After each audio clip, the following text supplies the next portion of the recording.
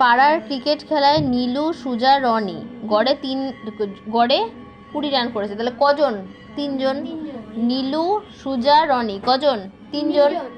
গড়ে কত? 20 রান করেছে। তাহলে মোট কত রান করেছে? আচ্ছা তাহলে বলেছে দেখ, তাদের গড় রান হলো কত? গড় রান কত দিয়েছে? 20 দিয়েছে, গড়ে 20। তাহলে এখানে লিখলাম তাদের গড় রান হলো 20।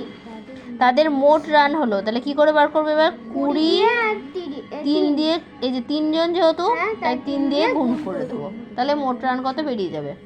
3 দুগুণী 6, আর পিছনে শূন্যটা এখানে বসে গেল। তাহলে উত্তর লিখবো তারা মোট 60 রান করেছে। বোঝা গেল?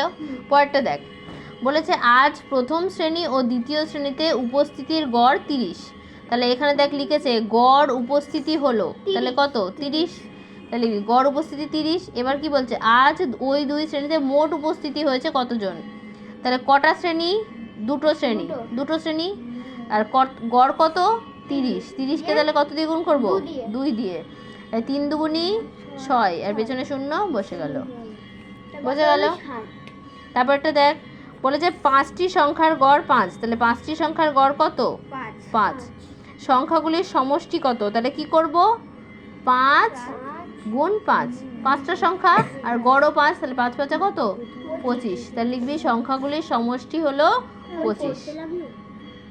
কর, পারবি? আচ্ছা এই নিচেরটা আছে, করিয়েছে। আচ্ছা দেখে নে তাহলে একেবারে।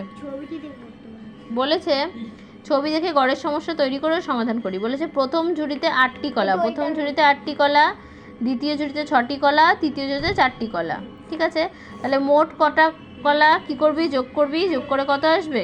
18। 3টে যোগ করে 18। তাহলে ঝুড়িতে গড়ে কটা কি করতে হবে? মোটটাকে যটা ঝুড়ি আছে তত দিয়ে ভাগ। তাহলে মোট কত? 18টা কলা। 3 দিয়ে ভাগ। কটা ঝুড়ি? 3টে ঝুড়ি, তাই 3 দিয়ে ভাগ। বুঝা গেল? 3 6 18, তাহলে 6। তাহলে প্রত্যেক ঝুড়িতে গড়ে 6টি কলা আছে। পরীক্ষায় দেবে 3টি ঝুড়িতে এত এত এত কলা আছে, ঝুড়িগুলিতে গড়ে কত। ছবি দেবে না, লিখে দেবে। বোঝা গেল? আরে 18 কি জানো? 18 তুই যোগ করে বার করবি। 18 এই তো যোগ করলেই 18 বেরোবে। বোঝা গেল?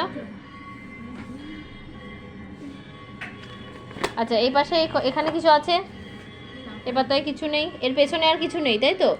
এই অবধি লাস্ট তো, অ্যানুয়ালি এখানে শেষ তো।